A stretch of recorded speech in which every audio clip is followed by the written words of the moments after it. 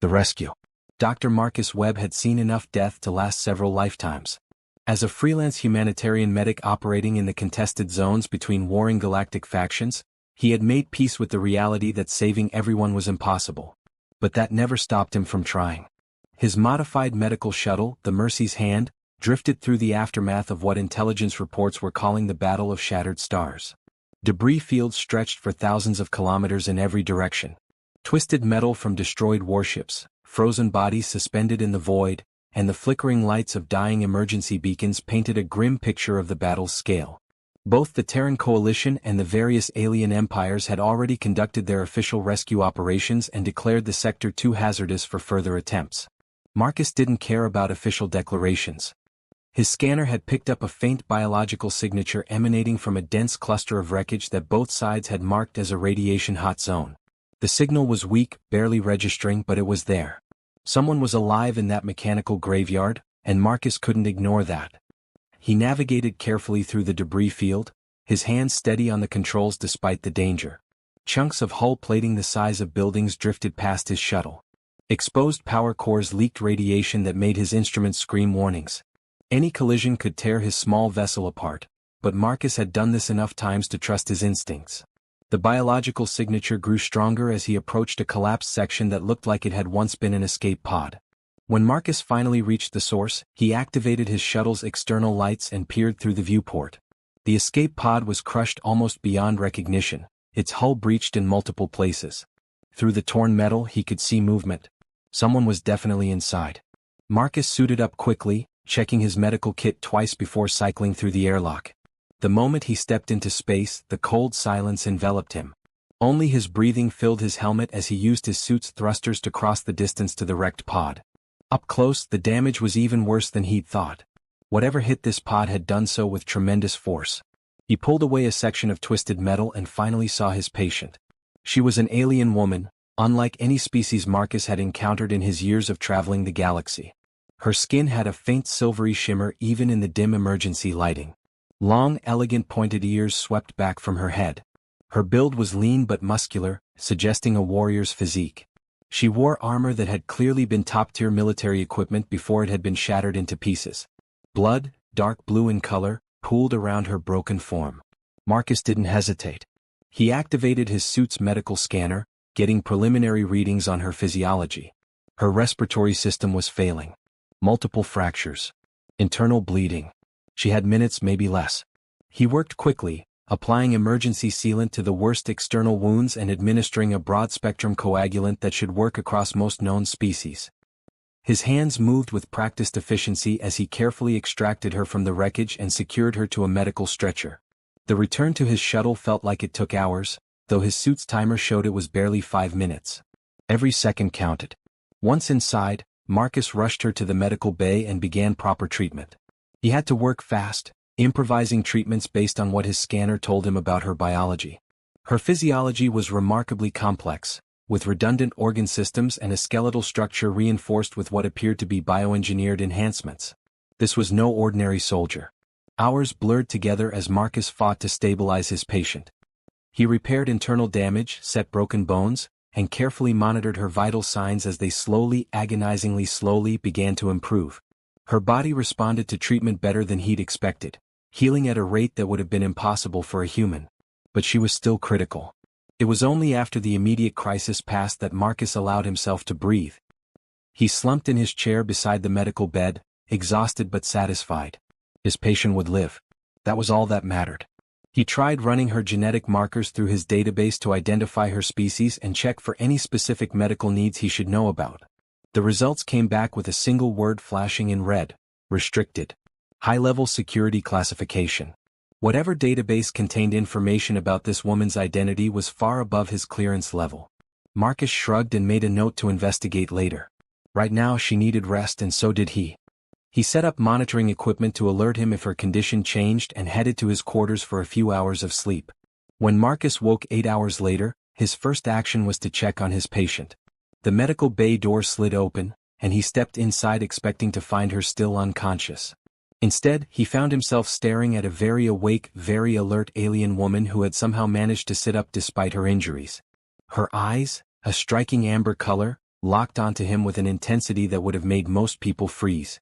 Before Marcus could speak, she moved. Despite her broken ribs and damaged leg, she launched herself off the bed with fluid grace, landing in a defensive crouch. Pain flashed across her face, but she held the position, clearly ready to fight even in her weakened state. Marcus immediately raised his hands, palms out, and took a slow step backward. "Easy there. You're safe. I'm Dr. Marcus Webb, a humanitarian medic. You were dying in an escape pod and I brought you here for treatment. You're not a prisoner, just a patient who needs to finish healing." The woman's eyes narrowed, studying him with predatory focus. She was clearly evaluating whether he was a threat, calculating her chances if she needed to fight or flee. Marcus kept his body language open and non-threatening, something he'd learned was universal across most species. "Where am I?" Her voice was rough from disuse but carried an undertone of command that suggested she was used to being obeyed. "You're aboard my medical shuttle, the Mercy's Hand. We're still in the debris field from the battle, maintaining radio silence until I'm sure it's safe to move. I'm not affiliated with any military faction. I'm neutral, independent. I help anyone who needs it, regardless of which side they're on." She continued to watch him, and Marcus could see her mind working behind those amber eyes. Slowly, very slowly, she relaxed her stance slightly, though she remained alert. "You pulled me from the wreckage?" "Yes. You had maybe minutes left. I stabilized you here. You've been unconscious for about 14 hours while your body healed. And honestly, your recovery rate is remarkable. Most species would still be critical with your injuries." "Why?" The single word carried layers of meaning. Why save her? Why risk it? Why help someone whose allegiance he didn't know? Marcus pulled up a chair and sat down, deliberately making himself less imposing. "Because you needed help and I have the skills to provide it. That's what I do. I don't care about politics or which empire you serve. I care about preserving life. Every life has value." The woman seemed genuinely confused by this answer. She lowered herself back onto the medical bed, wincing as her injuries reminded her of their presence. "What is your name again?" "Dr. Marcus Webb. Most people just call me Marcus. What should I call you?" She hesitated, clearly debating how much to reveal. "Zara. You may call me Zara." "All right, Zara. I need to check your vitals and change some of your wound dressings. May I approach?" This question seemed to surprise her even more than his earlier statements. She nodded slowly and Marcus moved closer with his medical scanner. As he worked, he kept up a steady stream of explanation, telling her exactly what he was doing and why. He'd found that patients felt more comfortable when they understood their treatment. Zara watched his every movement with intense focus, but as minutes passed, some of her wariness began to fade. Marcus's touch was gentle, professional, focused entirely on healing. He showed genuine concern when she flinched from pain, adjusting his approach to minimize her discomfort.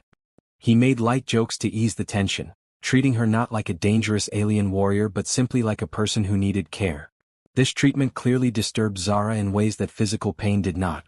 Marcus noticed her confusion growing as he worked. "Is something wrong?" he asked, pausing his examination. Zara's expression was difficult to read. "You are not afraid of me. Should I be? You're injured and healing. Most injured people are too focused on recovering to pose much threat. Besides, fear doesn't help me do my job better. You don't know who I am." Marcus smiled. "True. My database flagged your genetic markers as highly restricted, which suggests you're someone important.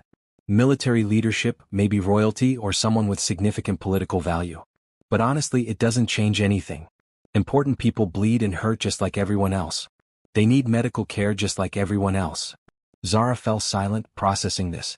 In her world, physical contact meant combat, dominance, or careful political maneuvering. But this human's hands were simply kind, motivated by nothing except a desire to heal. Nobody had touched her with such genuine gentleness in longer than she could remember. The cognitive dissonance was profound. Over the following 2 days, as Zara continued to heal, conversations developed between doctor and patient. Marcus explained his philosophy while changing bandages and monitoring her recovery. He'd become a medic because he couldn't stand watching people suffer when he had the ability to help. He'd gone independent because military and political allegiances got in the way of actually saving lives. He operated in contested zones because that's where people needed help most desperately. Zara found herself sharing more than she'd intended. She spoke carefully about a life spent in combat, about cultures where strength determined worth, where showing vulnerability invited exploitation. She didn't reveal her true identity, but Marcus began to understand that his patient came from a very different world than his own. What fascinated Zara most was Marcus's complete lack of calculation. He didn't treat her well because he wanted something in return or because he feared consequences. He was simply, genuinely committed to helping others. Such sincerity was alien to her, more foreign than any planet she'd conquered. On the third day, as Marcus was preparing to move them to a safer location, Zara asked the question that had been bothering her since she woke. What do you gain from this? From risking your life to save strangers?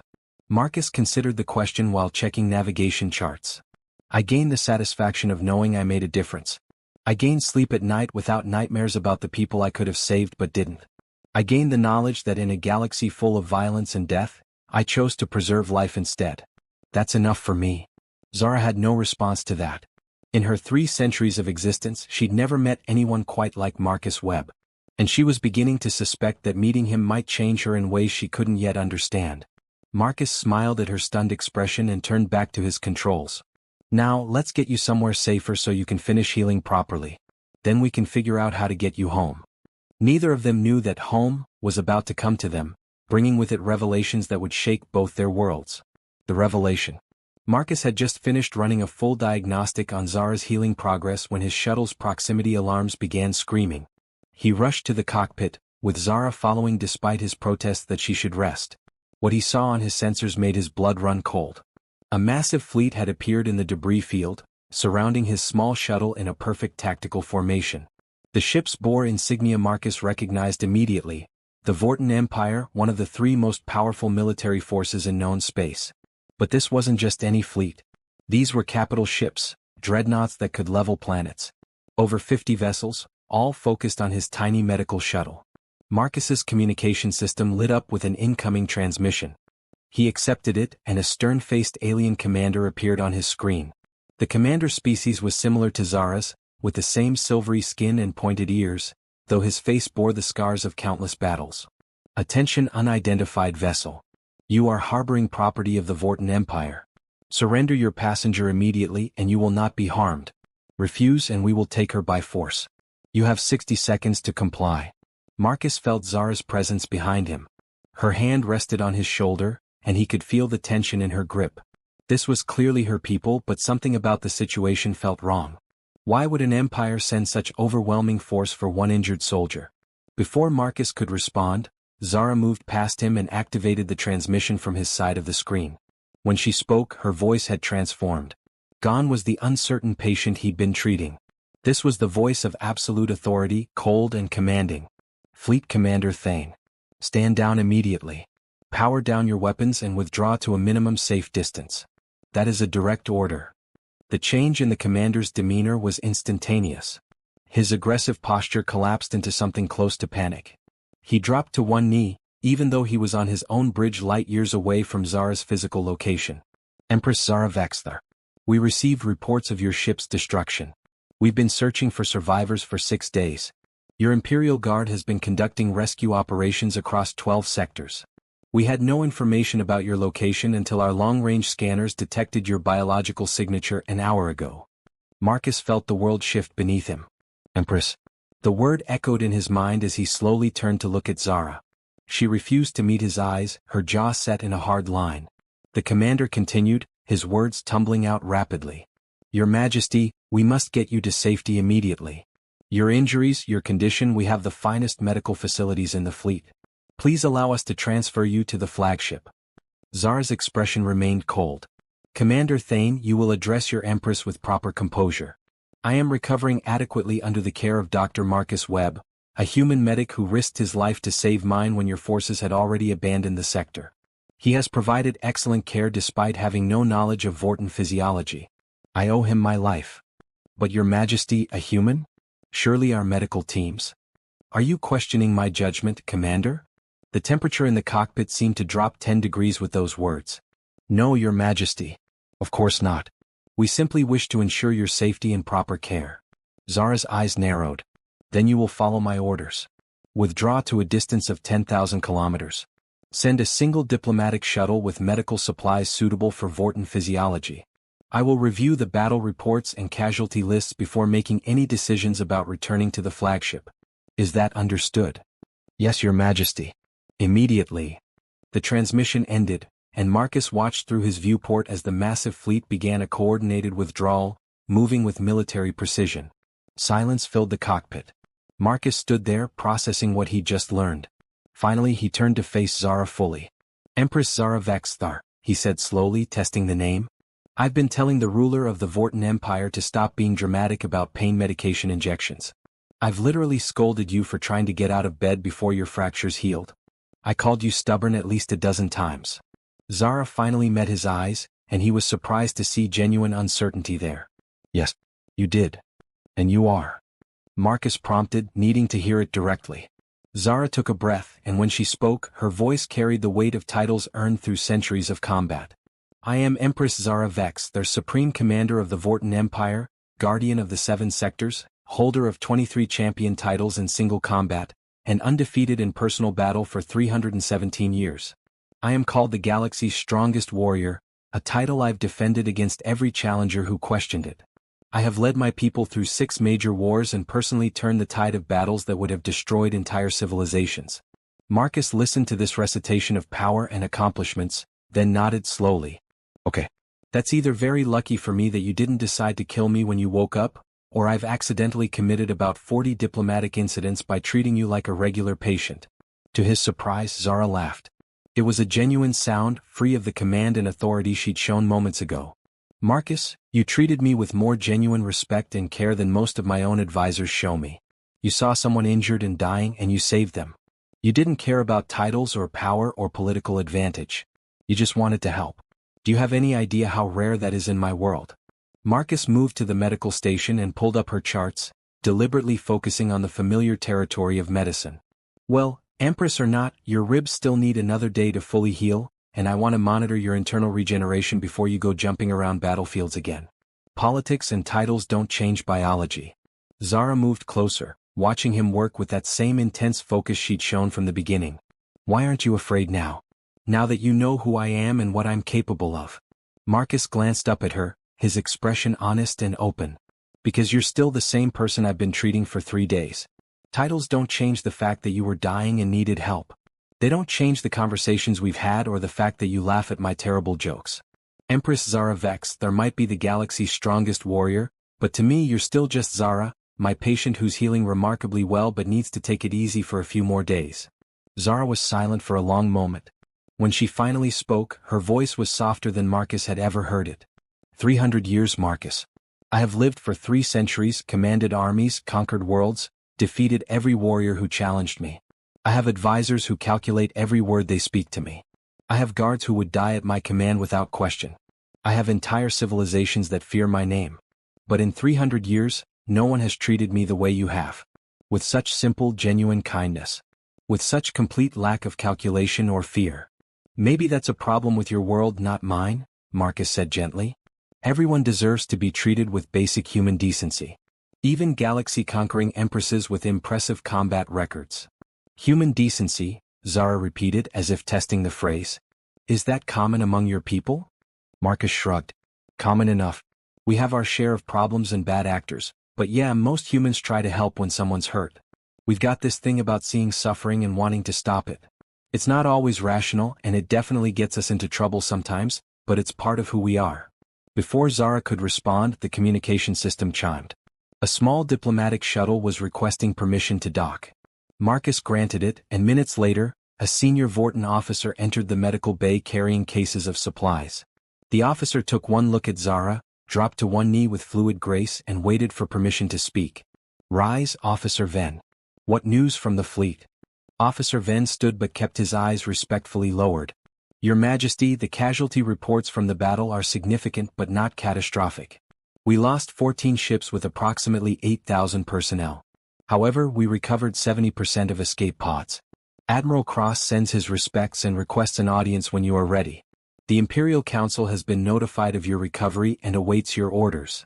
Zara nodded, her demeanor shifting back to Imperial authority. Inform Admiral Cross I will meet with him in 12 hours. I want full battle reports and analysis of what went wrong. 14 ships is unacceptable losses for an engagement we should have won decisively. Someone made critical errors in judgment. Yes, Your Majesty. Officer Venn hesitated, then glanced at Marcus. Your Majesty, if I may ask, what are your plans regarding the human medic? Zara's expression became unreadable. Dr. Webb saved my life when his own people and mine had declared the sector too dangerous for rescue operations. He provided excellent medical care despite having no formal knowledge of Vortan physiology. He treated an empress like a person. What do you think my plans should be, Officer Venn? The officer looked uncomfortable. The Imperial Council will likely suggest offering him a position as your personal physician, Your Majesty. Or perhaps a substantial reward and then ensuring his silence about the details of your rescue and condition. Ensuring his silence, Zara repeated flatly. You mean threatening him or his family if he speaks about finding me injured and vulnerable? I would never presume to suggest Your Majesty's methods, but the Council values security and the image of imperial strength. They may feel that knowledge of your injuries could be used by enemies. Marcus, who had been listening quietly while organizing the new medical supplies, finally spoke up. Just so we're clear, I don't need threats or rewards. Patient confidentiality is part of my job. I don't discuss my patient's conditions with anyone unless they give me permission. Empress or not, Zara's medical information stays private. That's basic medical ethics. Officer Venn stared at Marcus as if he'd grown a second head. You would keep the Empress's secrets without coercion or payment? Of course. Why wouldn't I? Marcus seemed genuinely confused by the question. Zara smiled, and there was something predatory in it that made Officer Venn take a subtle step backward. Officer Venn, you've just witnessed exactly why Dr. Webb is remarkable. He operates by principles that don't shift based on power or politics. It's refreshing. It's also exactly why the Imperial Council's usual methods won't work here. Your Majesty, surely you don't intend to. I intend to honor the debt I owe Dr. Webb in a manner he would find acceptable. Officer Venn, you're dismissed. Inform the fleet I am recovering well and will resume command shortly. And make it clear to anyone considering threats or pressure against Dr. Webb that they would be making a personal enemy of me. An enemy who has never lost a battle. Officer Venn bowed deeply and departed quickly, leaving Marcus and Zara alone in the medical bay. Marcus finished organizing the supplies and turned to face Zara. You don't owe me anything. I did what any decent person would do. That's precisely why I owe you everything, Zara countered. In my world, debts are serious matters, especially life debts. You saved my life without expectation of reward. You treated me with kindness when you had no idea who I was. You've shown me something I haven't experienced in centuries, genuine care without ulterior motive. That's not something I can simply dismiss. Marcus leaned against the medical station, choosing his words carefully. Zara, I appreciate the sentiment, but I'm not interested in becoming some imperial physician or accepting rewards that would make me beholden to your empire. I have work to do. There are people out there in contested zones who need help, who won't get it unless someone independent and neutral steps in. That's my mission, my purpose. Titles and positions would just get in the way. Zara studied him with those intense amber eyes, and Marcus could see her mind working through the implications. Finally, she nodded slowly. You would refuse a position in the imperial court? The protection of the empire's most powerful military? Wealth beyond most beings' imagination. Yes. Because accepting those things would compromise my independence. It would make people question whose side I'm on. Right now, I can go anywhere, help anyone because I'm not affiliated with any faction. That neutrality is what allows me to save lives that would otherwise be lost to politics and war. I can't give that up. A long silence stretched between them. Then Zara did something that would have shocked anyone who knew her. She smiled with genuine warmth and respect. You are a remarkable being, Marcus Webb. In 3 centuries, I've never met anyone who would refuse what I could offer. But I understand your reasoning and I respect it. More than that, I admire it. You found your purpose and you refused to compromise it, even when offered power and safety. That takes a special kind of strength. So we're good? Marcus asked, relaxing slightly. We're good, Zara confirmed. But I will ask one thing. Keep the communication device I'm going to give you. If you ever need help, if you're ever in danger that you can't handle alone, call me. That's not a debt or an obligation. That's a friend offering assistance to another friend. Can you accept that? Marcus considered this, then extended his hand in the human gesture of agreement. Friends? I can accept that. Zara looked at his outstretched hand, understanding the gesture from her studies of human culture. She grasped his hand firmly and they shook on it. The symbolic gesture of equals, of mutual respect, of friendship without obligation. I should prepare to return to my fleet, Zara said, though she seemed reluctant. They need to see that their empress has recovered and is ready to lead again. But Marcus, thank you. Thank you for seeing past the titles and the power to the person underneath. Thank you for treating me like someone who deserved kindness rather than fear. I won't forget what you've taught me about genuine compassion. Just promise me you'll take care of those ribs for a few more days, Marcus said with a smile. No challenging people to single combat or doing anything that might stress the healing bones. Doctor's orders. Zara laughed. I promise. Though I suspect my Imperial Guard will be surprised when I tell them I'm following a human doctor's orders. As Zara prepared to leave, gathering her few belongings and accepting the formal uniform Officer Venn had brought, Marcus felt an unexpected sense of loss. Despite the complications and revelations, he'd enjoyed having her company. She was sharp, thoughtful, and once she'd relaxed, surprisingly funny. At the airlock, Zara turned back one final time. The galaxy is changing, Marcus. More conflicts are coming, more wars between empires fighting for dominance. Your neutrality and dedication to preserving life will become even more valuable and more dangerous. Please be careful out there. I will. And Zara? Try not to get blown up again. My medical supplies are running low. She smiled at that, a real smile that transformed her face from imperial authority to someone who looked almost young despite her 3 centuries of life. I'll do my best. Farewell, Dr. Marcus Webb. May your mission continue to save lives and change hearts. Marcus watched as she departed, crossing to the diplomatic shuttle where her officers waited. Through his viewport, he saw them react to her presence with a mixture of relief, reverence, and fear.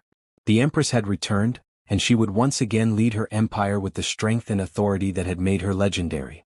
But Marcus knew something those officers didn't. He knew that beneath the titles and the power was a person who had been genuinely touched by simple kindness. He knew that Empress Zara Vexthar had learned that strength didn't always mean refusing vulnerability, that accepting help wasn't weakness, and that genuine compassion existed even in a galaxy torn by war. As the diplomatic shuttle departed and the massive fleet began its journey back to Vorton space, Marcus set course for his next destination. There would be more battles, more casualties, more people who needed help. That was the nature of his work. But today he'd done something special. He'd saved a life without knowing the ripples that action would create across the galaxy. In the days and weeks that followed, stories began to spread through underground networks and neutral stations. Stories about an empress who had been shown kindness by a human medic and had been changed by it. Stories about small gestures of compassion that transcended politics and power. Stories that gave hope to those caught between empires and armies. Marcus rarely heard these stories. He was too busy with his work, moving from crisis to crisis, saving lives one patient at a time. But sometimes, when he was alone in his shuttle traveling between systems, he would look at the communication device Zara had given him and smile. He'd made a friend. In a galaxy full of enemies and political maneuvering, that was worth more than all the titles and rewards any empire could offer. And somewhere in Vorton space, an empress looked at the scars that were healing on her body and remembered the gentle hands of a doctor who had treated her not as a weapon or a threat or a political asset, but simply as someone who needed help. That memory would influence decisions that affected billions. It would change policies and alter the course of conflicts. Because Zara Vexthar had learned that strength could be gentle, that power could be compassionate, and that sometimes the most important battles weren't won with weapons but with simple human decency. The galaxy would never be quite the same. And it all started with one medic who refused to let anyone die when he had the power to save them.